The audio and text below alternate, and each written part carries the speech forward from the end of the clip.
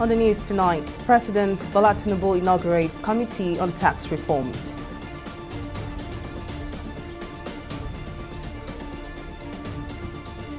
Senate transmits names of confirmed 45 ministerial nominees to presidency.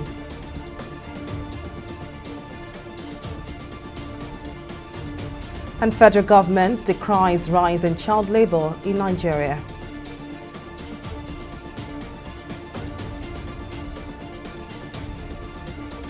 Hello and welcome to News Now. I am Folashade Ogurinde.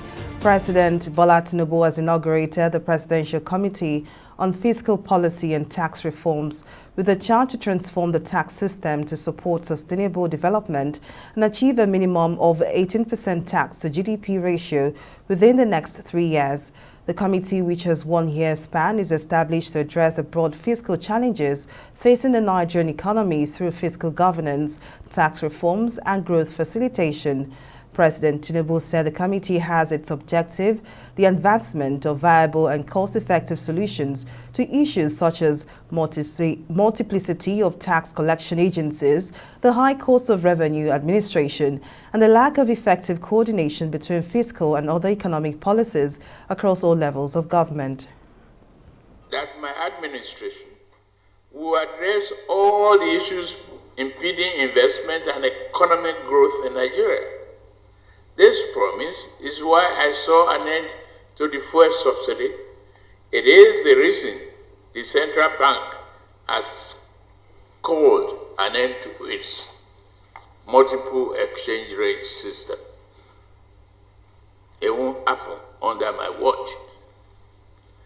It's for this same reason we gather here today to inaugurate the Presidential Committee on Fiscal Policy and Tax Reform.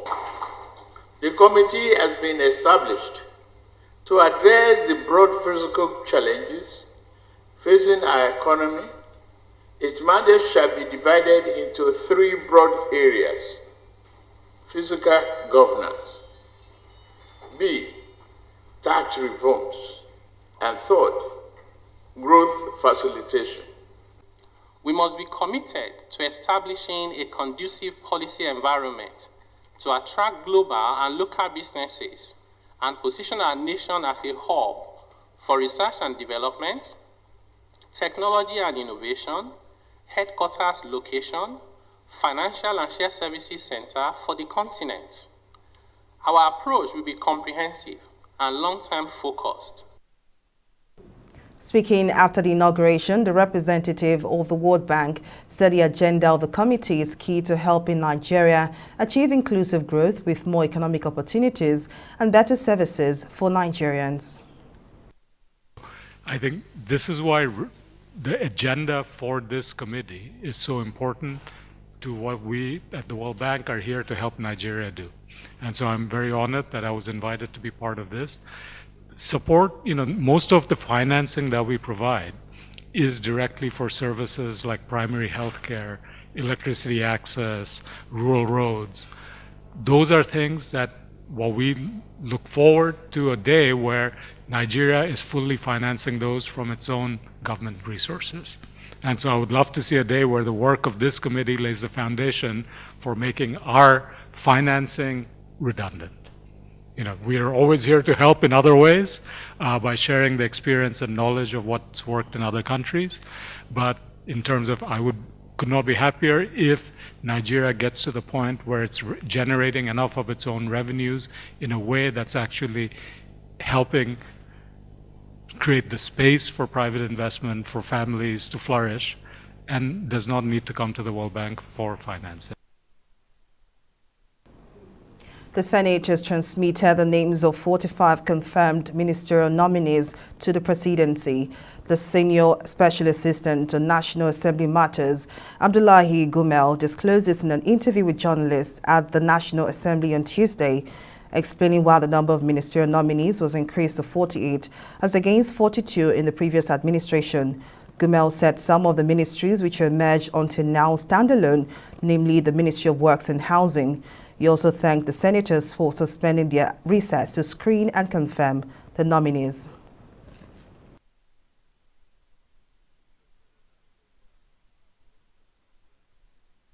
nomination of about 45 ministers out of the total nominees of 48 ministerial ministers sent to us by the President, Commander-in-Chief of the Armed Forces of the Federal Republic of Nigeria. The others are still awaiting security clearance. Well, still on legislative matters, the Senate President Godswill Akpabio and the leadership of the upper lawmaking body are meeting the organized labor at the National Assembly Complex in Abuja. According to the Nigeria Labour Congress, NLC President Comrade Joe Ajero visited the lawmakers at the invitation of the Senate over their grievances about the subsidy removal. The president of the Trade Union Congress, Festus Osifo, and some members of the unions are also in the meeting. Organized labor is pushing for a reduction in the pump price of petroleum following the removal of subsidy on the product.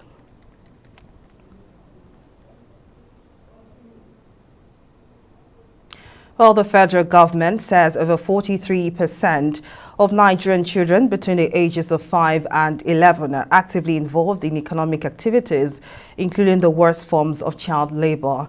The Ministry of Labour and Employment, led by the Permanent Secretary, Kacholom Diageo, says 39% of children involved in child labour working under hazardous conditions, including commercial sexual exploitation, armed conflict, and sometimes are victims of human trafficking. Well, there are more details in this report. Over 160 million children are actively engaged in child labour globally. Of this figure, 15 million are child workers in Nigeria. Children mostly affected are under the ages of 5 to 17, with most of them working in jobs that deprive them of their childhood, interfere with their education, or harm their mental, physical, or social development. Despite the Child Rights Act, which was enacted to protect children, child labour still persists, and this has been attributed to slow economic growth and recession. No, sadly, they are not enough. It's a good thing that, conventions, countries will gather from time to time to to legislate and take decisions as to how to eradicate the incidences of child labor. But it's not enough to just do mere talk. So people can gather and hold conventions and write charters,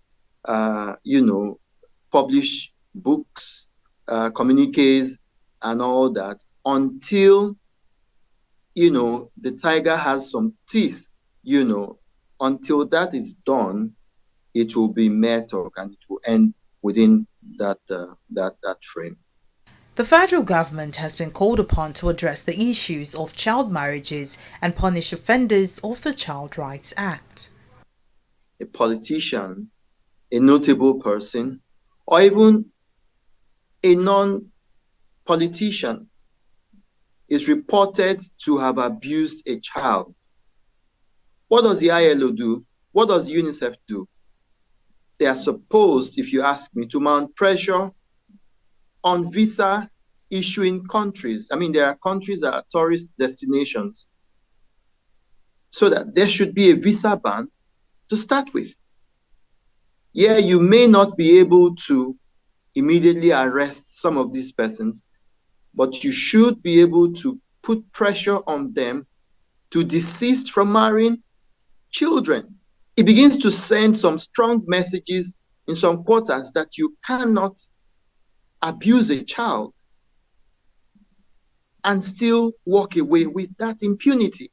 The United Nations has warned that the absence of mitigating strategies on ending child labor could see an exponential increase in the number of children engaged in child labor and will certainly have massive implications for the future. Mary Kanu, TV360, Nigeria.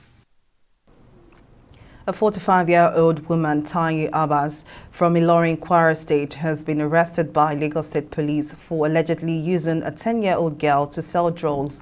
Abbas, who was paraded at the state headquarters, Ikeja, alongside a 10-year-old child, said economic hardship led her into the sale of drugs. ìgbà tí mo lọ Ìlọrin. So when I went to Ilorin, my mother told me to bring the girl to Lagos, and it's been 2 months since she arrived in Lagos.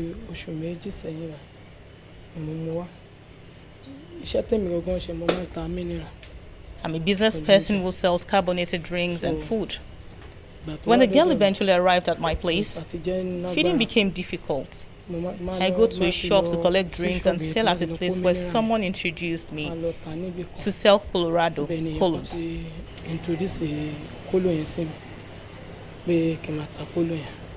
And the person also told me that people who sell such drugs get arrested by the police.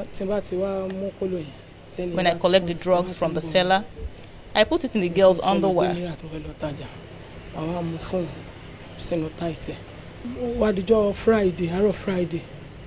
On Friday morning, we went to a police station where I received information from a woman that a child had been found.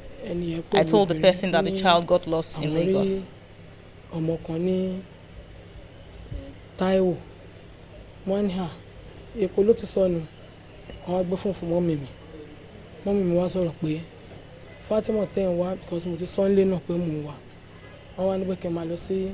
I was told to go to the police station in Penn Cinema. The girl doesn't help me to sell the drugs. She just helps me to create the shop. I'm not going to off that tight. I'm going to put it there. I'm not going to remove it. From house, when you are leaving, your auntie will put the thing there. What did she always tell you before she put it? She said that it's because of police. Okay, because of police? Yes. The police should not do what? No shasha, and because police cannot shash me. Lagos Police Public Relations Officer Benjamin Hundeyin told journalists that illicit drugs were found hidden in the underwear of the child who was brought into the station by a good neighbor. Hundeyin would advise residents to be vigilant as drug traffickers use different methods to deceive people. It happened that a girl was found roaming the streets, and a good neighbor brought her straight to the station because the girl apparently was lost and could not find her way back home. So they took her to the station, and she complained that she was being maltreated at home, and that's why she ran away at the first opportunity of running an errand. And while trying to take care of the child, to have a bath, to make her have a bath and have a change of clothes, it was discovered that drugs were hidden in her panties, and that prompted further questions, which revealed that it has been an ongoing occurrence with the girl. So we had to extend the investigation to her home, and we were able to bring her guardian to the station. And good enough, she did not deny it. She admitted that that had been a way of courier her drugs from home to the shop where she eventually sells them. The girl will be handed over to her family. We've established contact with the family, and the woman will be prosecuted accordingly. The International Organization of Migration, IOM, together with Search for Common Ground and Mercy Corps, has held the first Committee's Project Steering Committee meeting for the second phase of the Committee's project. The EU-funded IOM project is tailored towards dealing with farmer-herder clashes, which has ravaged northern Nigeria for several years, leaving several developmental challenges in their wake. Representatives of the governors of Adamawa and Taraba states, while expressing confidence in the project, urged international partners not to relent in the effort to promote peace and stability in Nigeria. Ours in Taraba is not new, and it will not be new. We are worried about it because of the dimension it has taken. And these dimensions are taking tribal dimension, religious dimension, settler indigenous dimension. All these things are not healthy for the growth of our country and even the states. So we are worried. The Taraba state government is worried, and he has instituted a committee that is looking into this problem across the state. The committee has finished its report, and perhaps the IOM may leverage on this report. It will help IOM in deepening the solution of this crisis. We are expanding the same activities, so benefiting on the lessons learned from the first phase to do similar activities in Taraba State. So that explains why we have with us the governors, executive governors, representatives of those two states, as well as different federal ministries who are looking at that. And we hope that actually we can try taking lessons for not only those states, but for the entire country. We have started similar activities in the north, where we have also noticed similar clashes, which are creating important displacement of population, and so having really important effect on vulnerabilizing a lot of communities and people. To education now. The West African Examinations Council WAEC has officially announced the release of the results for the 2023 West African Senior School Certificates Examination for school candidates. According to the examination official, out of a total of 1,613,733 applicants who took the exam, the results of 262,803 have been delayed due to reports of cases of examination malpractice. Our correspondent, Sydney Okafor, has more details in this report. In spite of the difficulties encountered during the last 4 years by the West African Examination Council, including the COVID-19 pandemic, down to the cashless policy and fuel subsidy removal policy, the Council has been able to conduct its examinations successfully across the country. In this year's examination, over 1.6 million applicants took part in the test, which was administered at 20,851 testing centers nationwide from May 8 to June 23rd.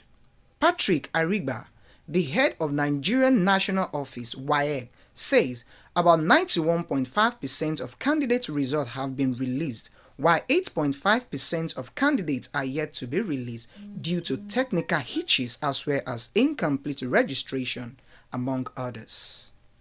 The analysis of the statistics of the performance of candidates in the examination shows that out of the 1,613,733 candidates that sat the examination, 1,361,608 candidates, representing 84.38%, obtained credit and above in a minimum of any 5 subjects with or without English language or mathematics.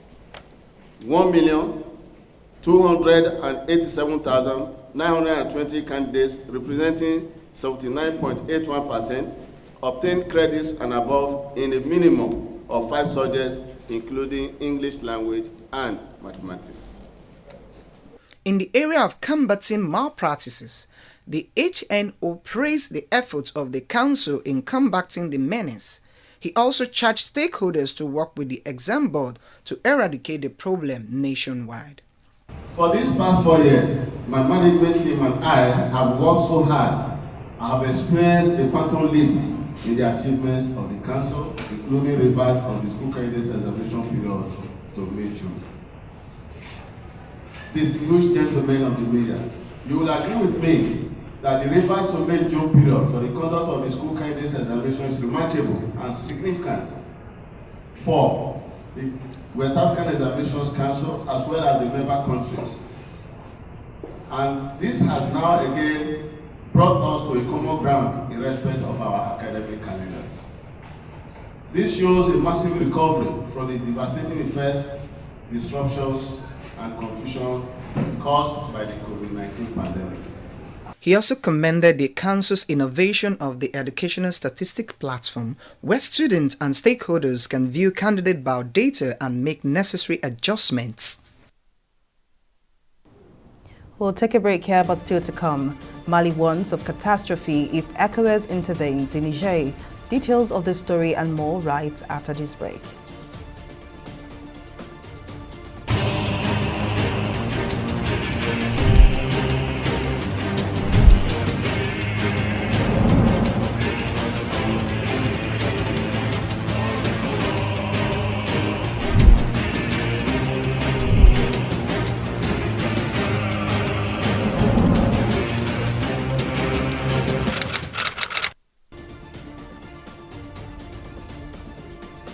Welcome back to News Now. A recap of our top stories tonight. President Bola Tinubu has inaugurated the Presidential Committee on Fiscal Policy and Tax Reforms with a chance to transform the tax system to support sustainable development and achieve a minimum of 18% tax to GDP ratio within the next 3 years.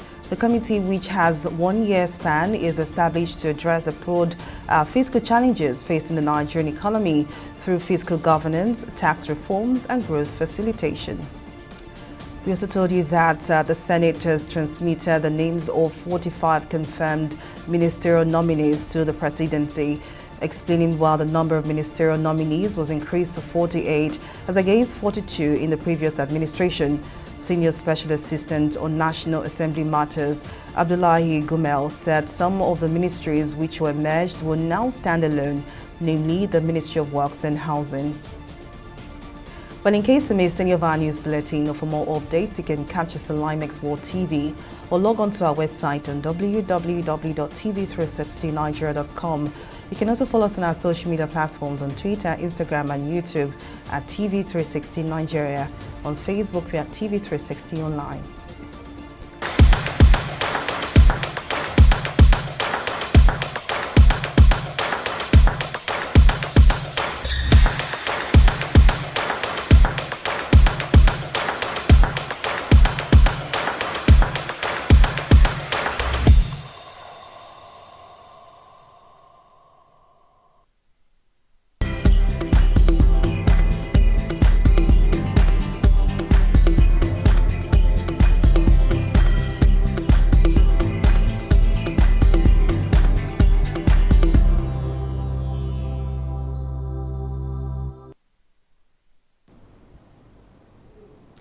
Welcome back. Let's join Mary Kanu for more stories in business. Over to you, Mary.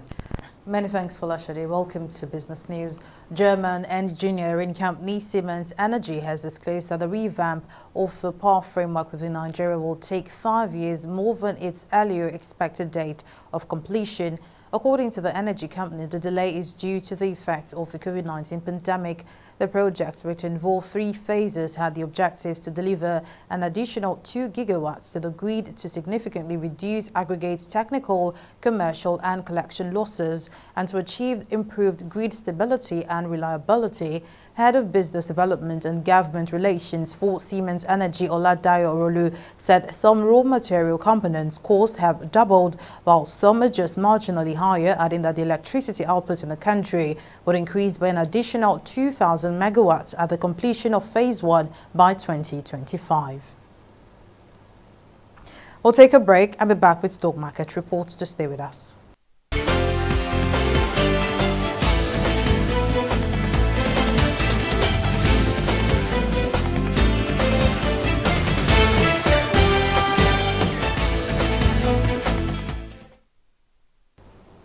Nigeria's equities market has recorded its first negative close this week, in line with most analysts' expectations of mixed trading sessions.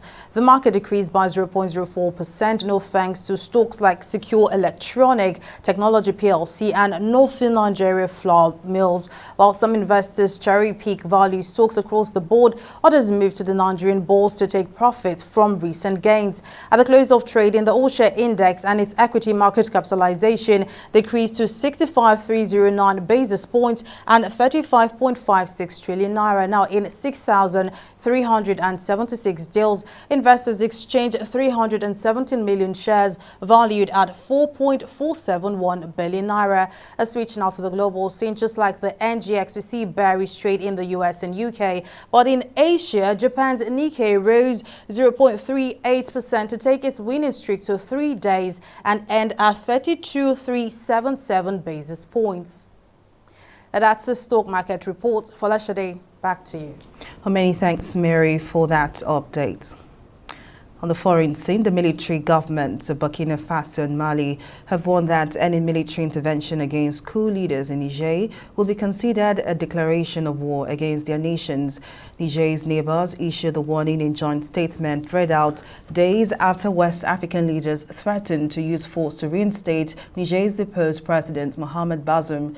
The coup in Niger on July 26 has sent shockwaves across West Africa. pitting the country's former Western allies and regional bodies against other countries in the region. In sports, the 2023 FIFA Women's World Cup has recorded over 500,000 milestone fans turnout for the FIFA Fan Festival after 19 days of football, music and entertainment across host cities in Australia and New Zealand.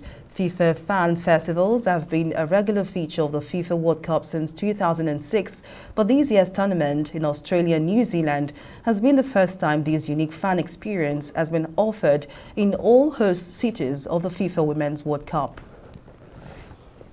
When we consider that the stadiums are the heart of the FIFA Women's World Cup, we really feel that the FIFA Fan Festival is the soul. It offers more than those 90 minutes on the pitch. You watch the game, but besides that, you can just chill with your family and friends, watch musical performances, watch panels, have great food, and just really make a day out of it. So it offers a different experience than the stadium, but we really feel both are complementary and both worth a try. I think my favourite moment of the Women's World Cup has probably been seeing all the underdog teams make it through to the round 16, like South Africa, Nigeria. I think it's been pretty good. Yeah. Look, I'm from France, so I love seeing my team win. And here is where we drop the anchor on our news bulletin. Many thanks for watching. I am Folashade Ogurinde. Bye for now.